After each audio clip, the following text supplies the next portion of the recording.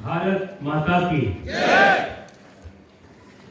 और उत्साह से साथियों दोनों हाथ ऊपर करके मेरे साथ बोलिए, भारत माता की जय। भारत माता की जय। भारत माता की जय। मंच पर उपस्थित गाजियाबाद लोकसभा क्षेत्र के लोकप्रिय सांसद, जिन्होंने आपके आशीर्वाद से 14 में और 19 में पूरे देश में सबसे ज्यादा मार्जिन से चुनाव जीते थे,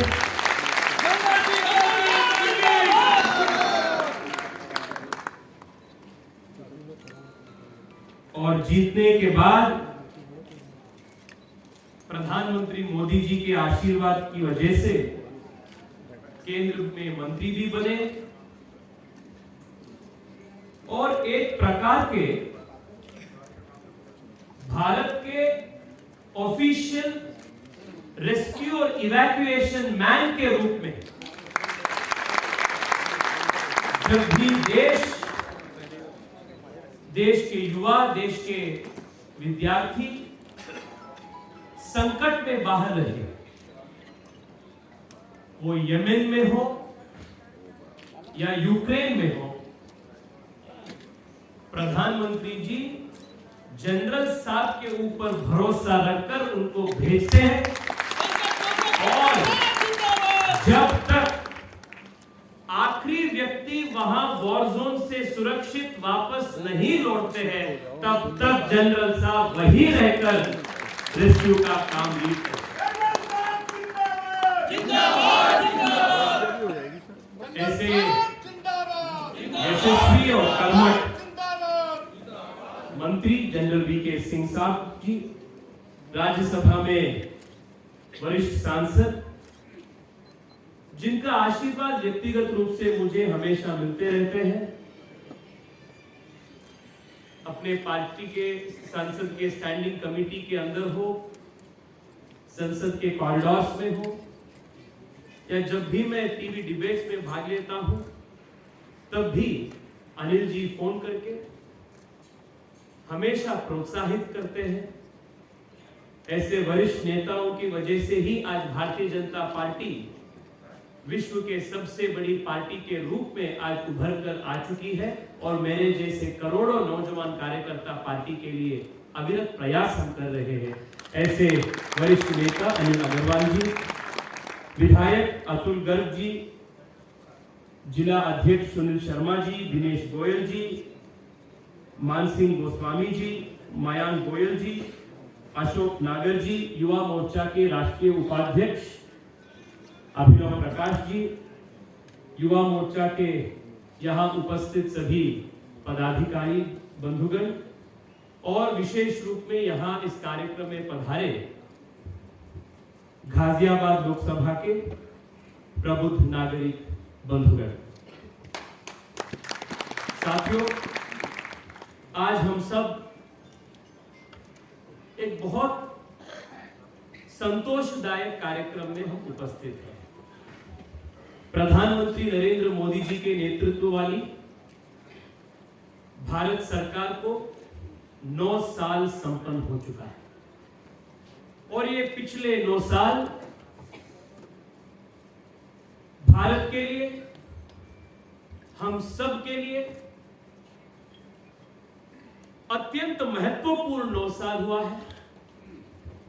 और इस 9 साल में देश अभूतपूर्व और ऐतिहासिक विकास का क्रांति को देखा है, और ये विकास सर्वांगीण रूप से हुआ। It's a 360-degree development that the country has witnessed in the last 9 years.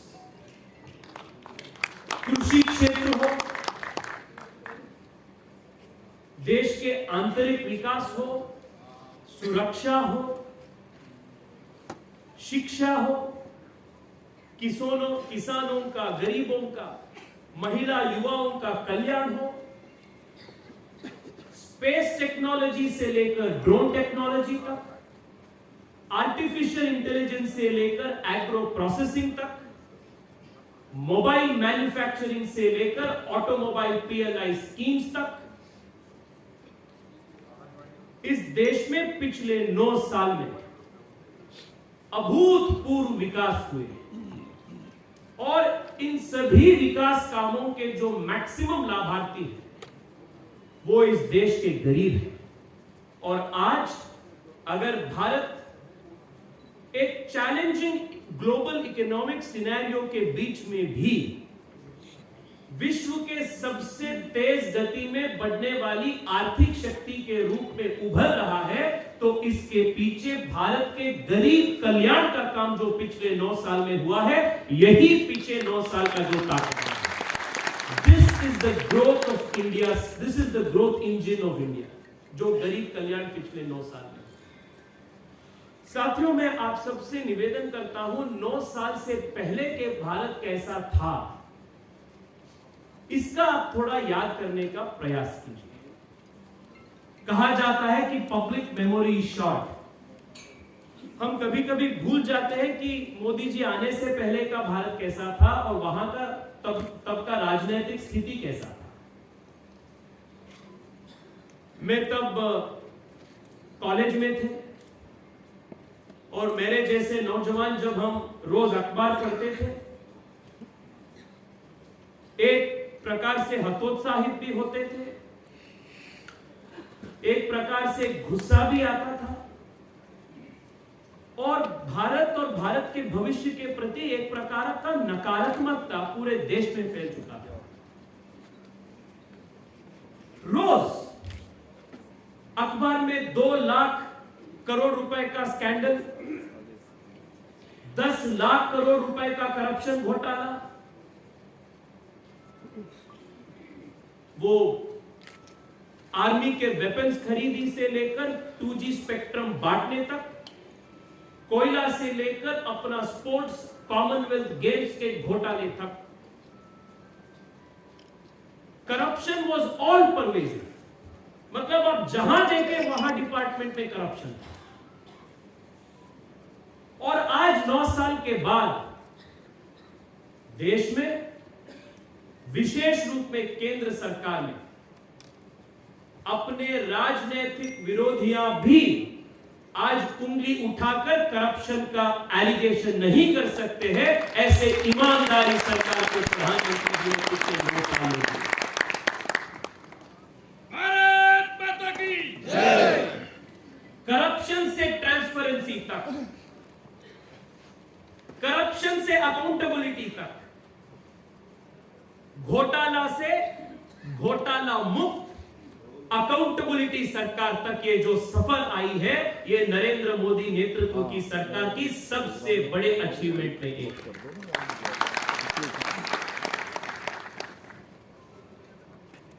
साथियों, 9 साल से पहले के अखबार को जब आप देखते थे, करप्शन के साथ साथ आप रेगुलरली देश के अखबारों में आप पढ़ते थे कि देश में जब भी अपने त्योहार होता था, वो दीपावली हो, संक्रांति हो, बिहू हो, देश में बॉम्ब ब्लास्ट होते थे, टेररिस्ट अटैक्स होते थे।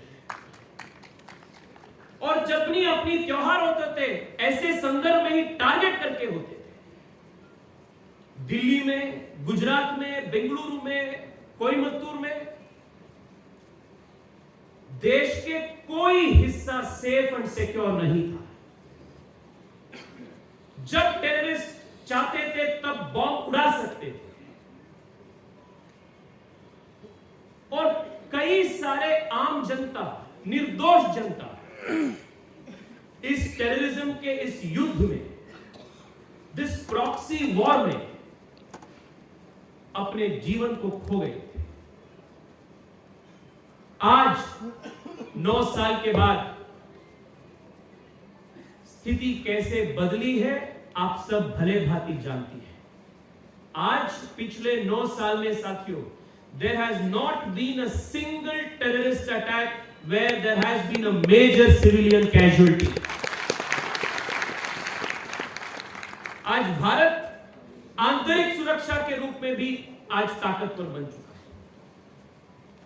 नॉर्थ ईस्ट में, नक्सल एरियाज में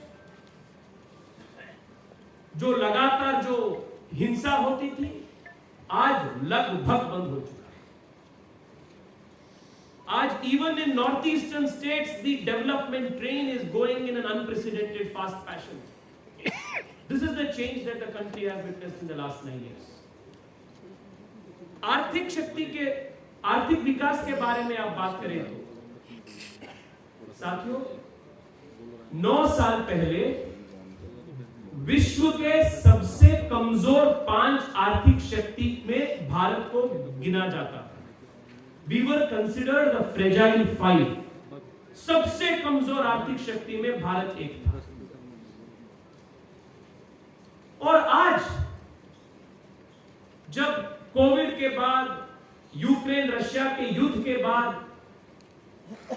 अपने पड़ोसी राष्ट्रों में भी, वो चाहे बांग्लादेश हो, श्रीलंका हो, पाकिस्तान हो, चीन हो, यूरोप हो, मिडिल ईस्ट हो या अमेरिका हो, जहां पूरे विश्व में डबल डिजिट इन्फ्लेशन हो रहा है और जहां मैक्सिमम लेवल पे अनएम्प्लॉयमेंट हो रहा है और एक प्रकार का अनप्रेसिडेंटेड रिसेशन हो रहा है, पूरे वैश्विक स्तर पे India today is the world's fastest growing major economy.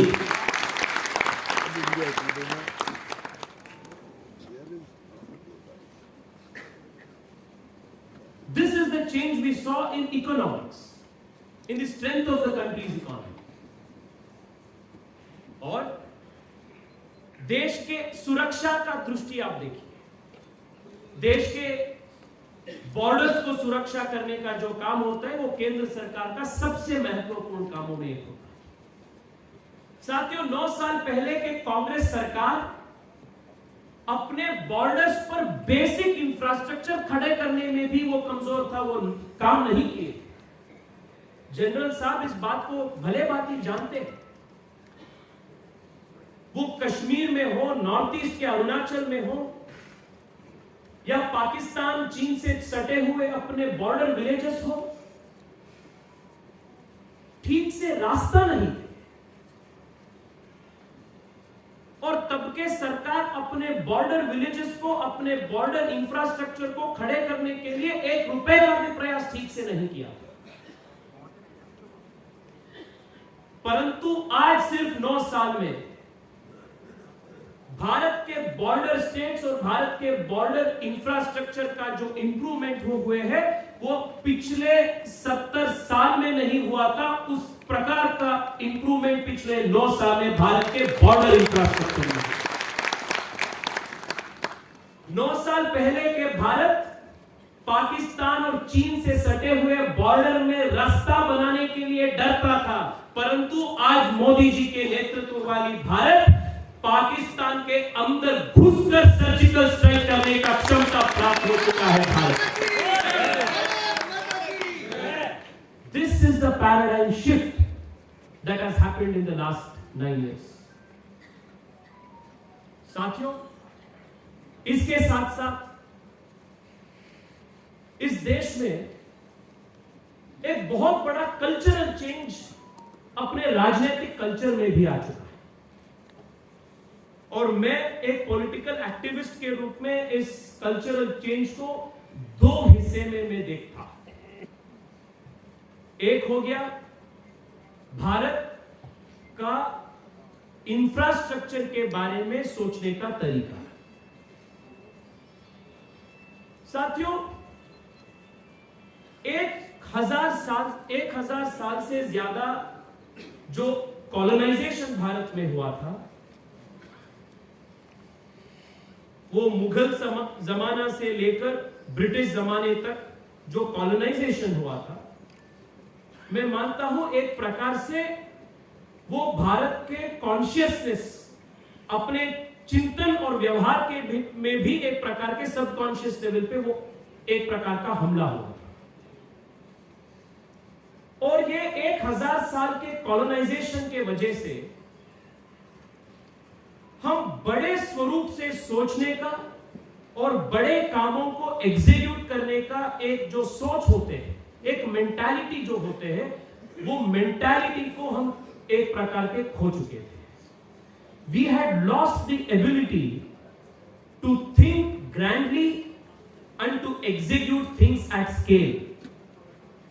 पर मोदी जी आने के बाद ये जो कल्चरल डीके देश में हुआ था, इसको मोदी जी ने प्रयास लगातार कर ये कल्चरल चेंज को ले आने के लिए उन्होंने प्रयास किए हैं। और उसी वजह से आज भारत विश्व के सबसे बड़े इंफ्रास्ट्रक्चर प्रोजेक्ट्स, भारत आज विश्व के सबसे हाईएस्ट स्टैच्यूज, विश्व के सबसे ग्रैंडेस्ट एयरपोर्ट्स, विश्व के सबसे लार्जेस्ट वैक्सीनेशन ड्राइव, विश्व के सबसे लार्जेस्ट मैन्युफैक्चरिंग प्लांट्स, ऐसे वैश्विक लेवल पे नंबर 1 बनाने का जो सोच है, ये कल्चरल चेंज पिछले 9 साल में। कभी कभी मुझे भी प्रश्न आता था कि सरदार पटेल जी के सबसे ऊंच स्टैच्यू डालने से क्या फायदा। साथियों, फायदा यह होता है वहां के लोकल टूरिज्म जो है, वहां के जो लोकल इकोनॉमी है, उसको फायदा होते ही होते हैं। पर उसके साथ साथ जब हम बोलते हैं कि विश्व के सबसे हाईएस्ट स्टैच्यू भारत में है, it is a testimony to our change culture. हम आज विश्व के सबसे ऊंचाई का स्टैच्यू भी बना रहे हैं और विश्व के सबसे बड़ा वैक्सीनेशन ड्राइव भी हम चालू किए हैं और समाप्त किए हैं in an effective manner. This is the strength of new India. और जिस प्रकार का इंफ्रास्ट्रक्चर का काम हो रहा है, आप ही देख रहे हैं। यहां से दिल्ली से मीरठ जो एक्सप्रेसवे बन चुका है, इस एक्सप्रेसवे का अनुभव आप रोज लेते हैं, बेनिफिट आप रोज लेते हैं। और इस मीरठ और दिल्ली के बीच में जो रैपिड रेल नेटवर्क आ रहा है, यह भी दर्शाता है कि देश में एक बहुत बड़ा इंफ्रास्ट्रक्चर का क्रांति हो रहा है। ये दो जो उदाहरण मैंने दिया, ये सिर्फ गाजियाबाद लोकसभा से संबंधित है। मैं पिछले हफ्ते से यहां बुलंदशहर में, बागपत में, मीरठ में, गौतम बुद्ध नगर में, हर लोकसभा क्षेत्र में प्रवास कर रहा हूं। मैं जहां जाता हूं वहां के सांसद इतने बड़े लिस्ट देते हैं और बोलते हैं कि पिछले 9 साल में इतना विकास का काम हुआ है। ये चेंज इन थिंकिंग और ग्रैंड स्केल में सोचना, बड़े बड़े चीज को हासिल करना, ये देश के नौजवानों को और नए पीढ़ी को एक प्रकार का एक नवा जोश दे चुका है। नया आत्मविश्वास देश में आज उभर चुका है। ये एक बहुत बड़ा चेंज, कल्चरल चेंज सरकार में और देश के राजनीति में आ चुका है। सेकंड जो बहुत बड़ा चेंज आ चुका है, वो सरकार का और देश के राजनीतिक एटमॉस्फेयर का प्रॉब्लम सॉल्विंग मेंटालिटी के ऊपर है। ये प्रॉब्लम सॉल्विंग मेंटालिटी क्या है? मोदी जी आने से पहले जितने भी सरकारें आते थे, वो जब प्रॉब्लम्स फेस करते थे, समस्याओं को सामना करते थे, वो समस्याओं को वो पोस्टपोन करता था। और समस्याओं को पोस्टपोन करना ही बहुत बड़ा एक अचीवमेंट माना जाता था। और इसी वजह से देश में, हर प्रदेश में, हर इलाके में, हर जिला में और पूरे देश के लेवल में भी कई सारे ऐसे समस्या थे जो देश को दशकों से पीड़ित कर रहे थे। मोदी जी आने के बाद सरकार का जो ये मेंटालिटी था, प्रॉब्लम को पोस्टपोन करने का मेंटालिटी, उसको बंद करके मोदी जी ने प्रॉब्लम सॉल्विंग मेंटालिटी सरकार में ले आया। कितने प्रॉब्लम सॉल्व हुए? ओआरओपी, क्योंकि जनरल साहब यहां उपस्थित है, उसका उल्लेख मैं करना उचित मानता हूं। 40 साल से देश के सैनिकों ने 1 रैंक 1 पेंशन के लिए इंतजार करते थे। 40 साल से जो नहीं हुआ था, मोदी जी ने उस प्रॉब्लम को सॉल्व कर दिया और OROP आज देश में लागू हो चुका है। This is a problem solving government.